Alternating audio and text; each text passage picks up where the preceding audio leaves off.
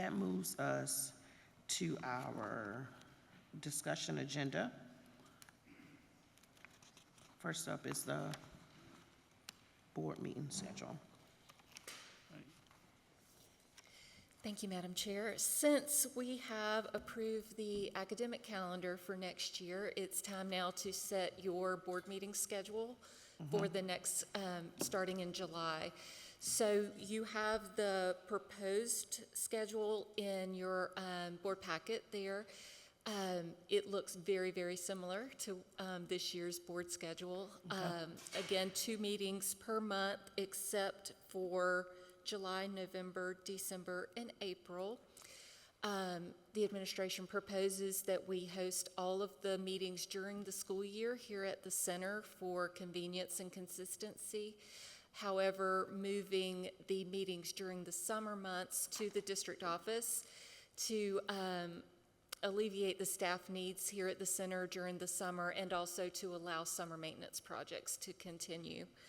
And then, as we have done, it's in the memo to have the public portion of the meetings beginning at 7 p.m. consistently. So I'm happy to take any questions, and this is just for discussion tonight.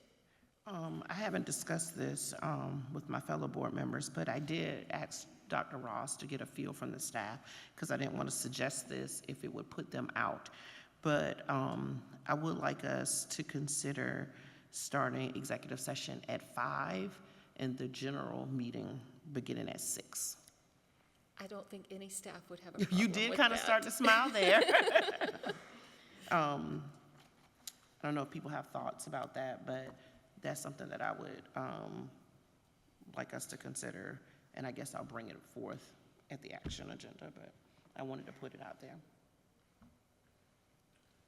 I would like to know what y'all think, though. When we have longer needs for executive session, would we need to start at 4, or how would we do that? Probably, maybe, I don't know. I mean, that's the truth is I like starting early. I mean, but I it's do, better. and that was my thing. I just kind of think that, I mean, you and it's young kids, right? And so I think let's just get it done. And since the district staff has to be at these meetings right now, they're just hanging around an hour waiting for us to start. I like the idea to help the staff out. I mean, me personally, and like I have middle school, they get home around 4, so 4 or 5-ish is kind of a weird time, but I mean, we can make it work. But I do like making sure that that's more beneficial for the staff for us to And I'm in the start same early. boat. I also typically, get off at 4, but I was thinking that I'll be, I will be honest, I thought less about us and was concerned about could it work for them. And I figure, if we approve this next meeting or whenever, we know for the next year kind of what it is, and I thought maybe we could just try to adjust if there wasn't, opposition, so. Amanda got really, she smiled big, so really y'all have to support it at this point. Scott. Forgive me because I'm new. Would now be the time to propose any potential alternate dates, or should we save that for another time? So I think the question is, how does that work? And when we say an alternate date, do we move from Monday to something else? I don't know the answer because I've never. I'm sorry, I should clarify. From one Monday to another Monday. Now would be the time to propose that, so that we could have a new exhibit for the action agenda. Because the schedule would have to be adjusted, because it couldn't be 2 Mondays back to back, because we got to give time for notice, to plan the agenda and all. Actually, it would not, because it's the November meeting. So I would. Oh, one specific. Yes, I would like for okay. you to at least consider looking at November 10 instead of November 17. Okay. I mean, if that's the case, my child's birthday is on August 25th, so I wouldn't. What'd you I just I said my son's birthday is August 25th if we're doing specific dates here. So Mr. Herron is asking us to consider a November 10th meeting as opposed to the 17th. Okay.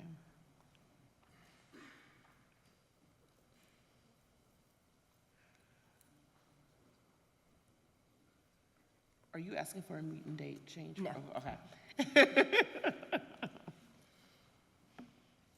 feel you though. Any other, is that your only comment? Okay. Any other thoughts regarding the calendar? Okay, all right, Very thank good. you. Thank you so much.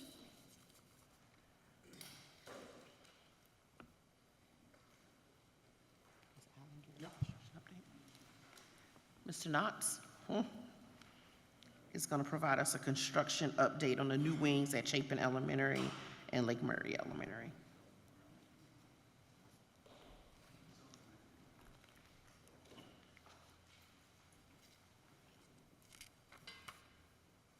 Madam Chair, member of the board, we would like to just go over some of the updates of the wings at Chapin Elementary and Lake Murray Elementary. And I have the architects with GMC Architectural Firm with us, and they'll kind of walk us through some of their early designs.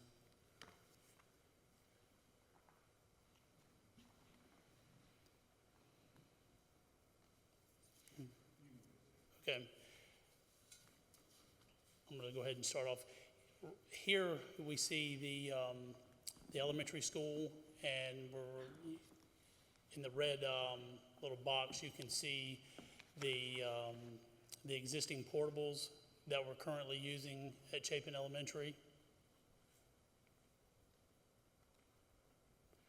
And here you can see the existing, or I guess the proposed design that I developed several years ago for the bond referendum to show the new wing over at Chapin Elementary. Now I'm going to turn everything over to Justin. Thanks for having us here today. I'm Justin Lucas with Golden Mills Capewood, and our design team is with us, Jen, Mark, Abby, and Nick. And it was very close on your design. It was not very far away. But here's the Chapin Elementary site, and you can see at the rear of the site that same shape, that L shape, where it's kind of the existing available area on site that was best suited the design. And here's an enlargement. And thank you.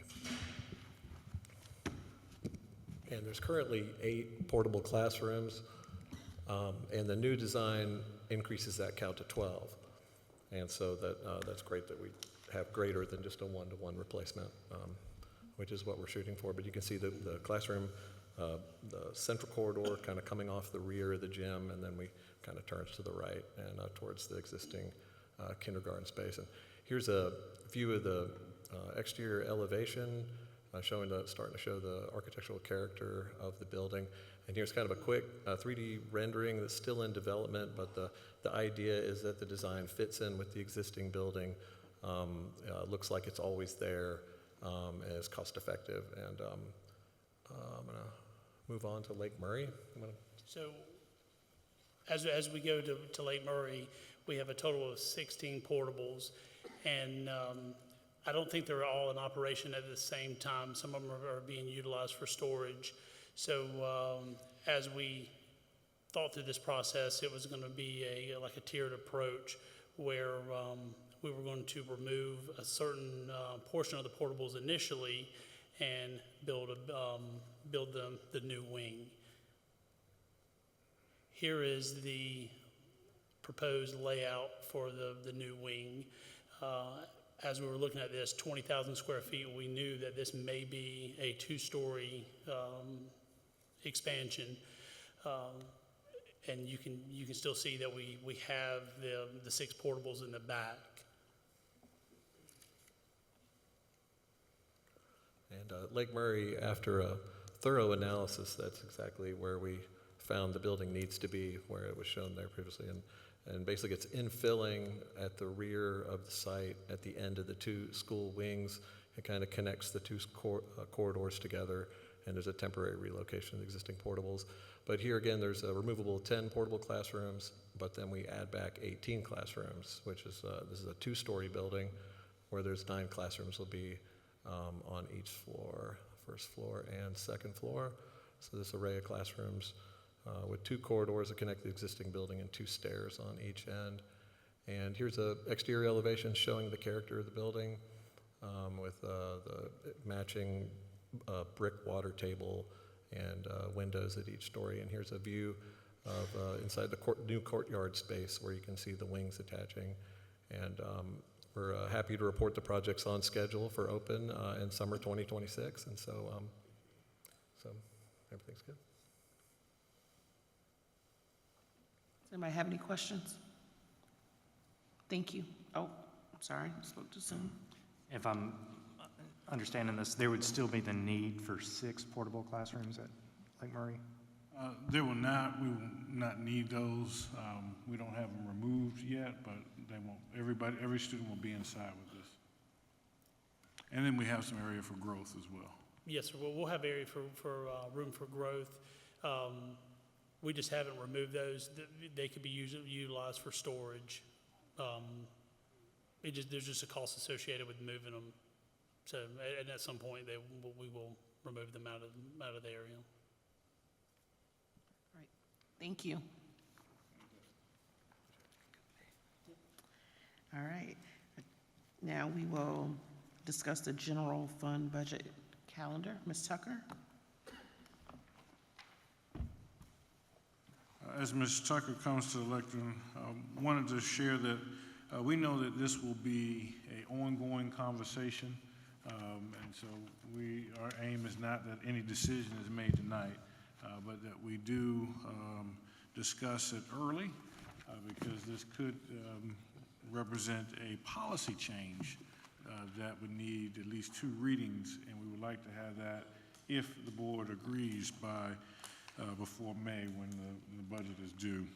And so looking at the calendar, again, I want to focus in on another item to possibly consider during the workshop because May is first reading of the budget. And again, that would give you March or April for any discussions or policy considerations. And so what's important to understand is in understanding our budget that our goals are to meet the needs of our district priorities. We know that this year will be different than it was in the last 3 years. In the last 3 years, we had an average of $7.7 million moving through our district through the ESSER funds. We will not have that in the upcoming budget. And so as we look at our discussion today, we're going to be talking about the revenue that we receive, the expenses that we issue out, and then what's left over is the reserve or fund balance. And so I want to turn it over to our CFO, Ms. Tucker, to explain what our thoughts are in terms of the reserve or fund balance. Ms. Tucker. Thank you, Dr. Ross. So just to kind of give you a little overview, I know we just talked about revenue and expenditures earlier, but this is based on our 2024 audited budgeted revenue. You can see that we get the majority of our revenue from the state, $147 million, or about 62%. Local is about 37.5%, and the other miscellaneous makes up a very small amount. Our state revenue is mostly our state aid to classrooms, and our local revenue is mostly our property taxes. So just to give you a little bit of a State Revenue 101, so the state funding formula changed in 2023. It's considered now a hybrid model because it combines student-based calculations along with program-based. The student-based calculations is based on a weighted pupil units. So they take the cost of general education, and then there's weights added to additional special education, pupils in poverty, and that's where we get our weighted pupil units. The other part of this formula is made up of an index of tax-paying ability. This is something that is really hard to kind of project moving forward because it looks at our owner-occupied residential and all other property, comes up with a district fiscal capacity, and divides that by the statewide fiscal capacity. So to come up with an index of tax-paying ability. That basically means that districts with above average wealth receive less funding, while districts with below average wealth receive more funding from the state. So in order to receive additional funding from the state, we would need to see our enrollment increase as well as the state enrollment increase. So right now, we've seen, if you look at, I know our 90-day enrollment is in your information packet tonight. We've seen a decrease in our 90-day to 90-day enrollment. And so while we have decreased, the state has grown. So we're essentially losing more state funds as we move forward. And so that's something to consider. Local revenue, we have our millage, which is based on our operation millage and our debt service millage. The operational millage is exempt by, after Act 388 to the 4% property, the owner-occupied property, doesn't go to support our operational budget. So when we have all these new neighborhoods that are being built, we've heard a lot of them in the Chapin and the Irmo areas. As those neighborhoods are being built, that will add to our debt service millage because we'll be getting the millage rate from those 4% properties, but it doesn't increase anything in our operations. So it doesn't add to teachers' salaries. It doesn't add to any of the benefits or the routine maintenance that comes out of our operational budget. And so as we look moving forward, the state has proposed a teacher raise for next year to move to that $50,000. So as we're bringing in all these additional homes, we're not increasing our operational budget. And then our debt service, it does bring in some of the debt service millage from our 4% and 6% property. If you look at our audited budget expenditures from last year, this is kind of how it breaks down. So if you look at our expenditures from last year, the majority of our, almost 60% of our budget is on instruction. So we are spending, I think you've seen, almost 85 to 90% of our budget is salaries. There's not a lot of wiggle room there. So this just breaks down our audited budgeted expenditures into different categories. So instruction, instructional support, operations, those are the operations staff in the schools, leadership, and then other. So just looking at that and then thinking about how that's going to look moving forward. So this is cash flow, and this is a cash flow change in our fund balance. So we've talked about how we see our expenditures start to increase as the school year starts, but we don't see our revenues increase until the tax bills come in January. So we operate essentially on fund balance from August, September, October. Typically into November, we still operate using our fund balance because our expenditures are exceeding our revenue of those months. So here you can see in August, our expenditures exceeded our revenue by over $3 million. September, it was close to $9 million. October is $4 million, and then November, you start to see some of those revenues trickle in. And so as we think about that moving forward, and thinking about the health of our district and what our fund balance looks like, and then what that plays into, we have some thresholds that we are required to meet. The state law requires us to have 8.33% in our reserve thresholds, which is essentially 1 month of operating expenditures. Our board policy states, talks about having approximately 2 months of operating expenses in the general fund for one fiscal year to the next. It's approximately 16.3%. It also talks about having a range of 15 to 18% of the general fund budgeted expenditures. So 2 months is essentially our board threshold. GFOA, which is the Government Finance Officers Association, which is a national organization that looks at government finances, recommends anywhere from 2 to 6 months, so 16.6% up to 50%. And so as I've looked around at other districts around us, many other districts in our area, let me flip over here, many other districts in our area have board policy that puts them somewhere between 2 and 3 months. Some state that they have no less than 15% in their reserves. Some state that they have 3% in their reserve thresholds, and then any surplus over that 3% or 3 month reserve would be moved into capital to take care of capital expenditures or technology expenditures. But then when you look at what other districts have, not their policy, but what they have based on their 2024 ACFRs, there's 22%, 22%, 25%. One Lexington district has over 50%, and a Richland district has 32%. So right now we are kind of in line with, in our practice, but not in our policy, we're in line with the other districts around us. So if you look here, this is our fund balance from this fiscal year, from June through November. The dark lines, the gray lines there are our actual fund balance in dollars, and you can see how it trickles off in August, September, and October as we dip into that fund balance to make our budget, or to make our expenditure payments, our revenue payments, until we start bringing back in revenue. The orange line there is the 1 month threshold, which is by law what we're required to do. The green is our current policy, and the blue is a 3 month, which is not our current policy, but has been essentially our practice. We've been hovering around that three month mark. The kind of purpley line at the top is the 50% or 6 month threshold. But as we move forward into uncertain times and just kind of what we've been seeing with our decreased enrollment, I'm sure you've all seen that there's a charter school coming into our backyard. And so having these uncertainties of what our financial picture is going to look like, one, without our ESSER funds, and two, is just this uncertainty in we've lost money from the state. The state now looks at giving us adjustments on a 5-day based on the charter school enrollment. So we base our budget for next year on 135th day enrollment from this current year. But as you plan for the budget for next year, we'll plan for that budget based on our 135th day enrollment. And then 5 days into next school year, based on the charter schools that have started over the course of the summer and looking at enrollment from those charter schools in our enrollment zones, they can pull back funds from us 5 days into the school year, and that happened to us this year.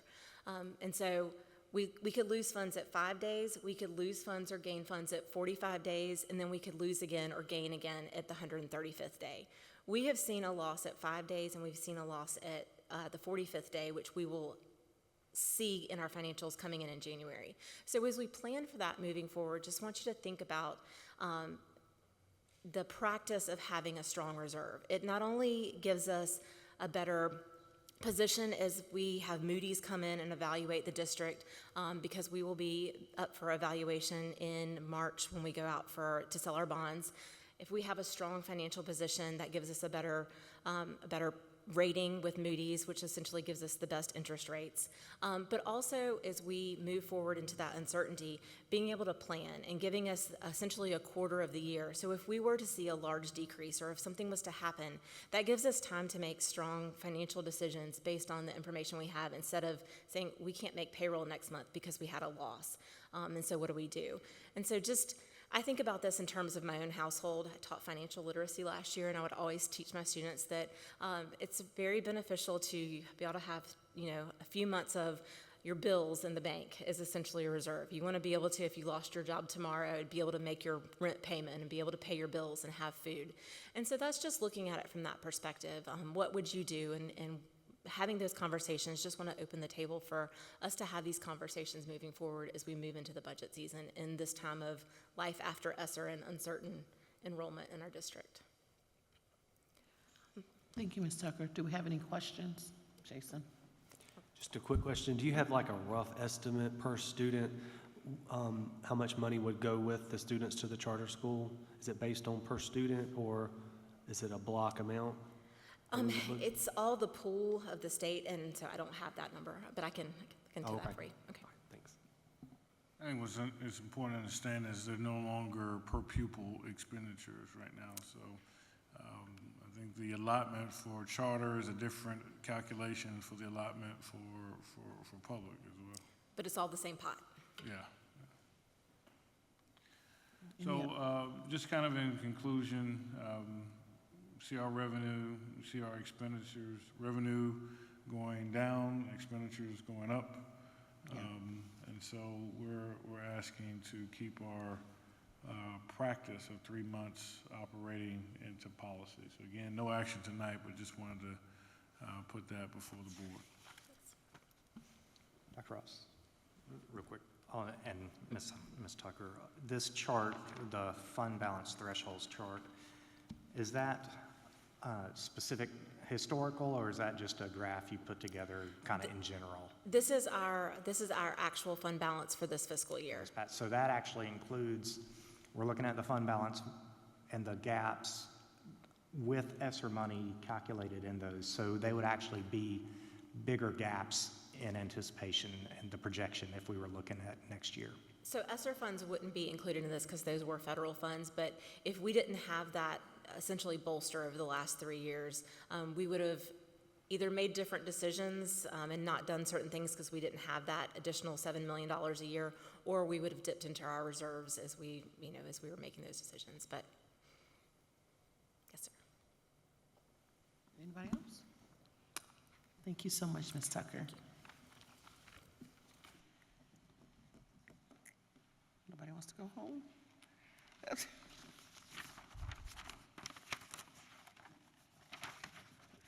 You heard me say nobody wants to go home tonight? Make a motion to adjourn.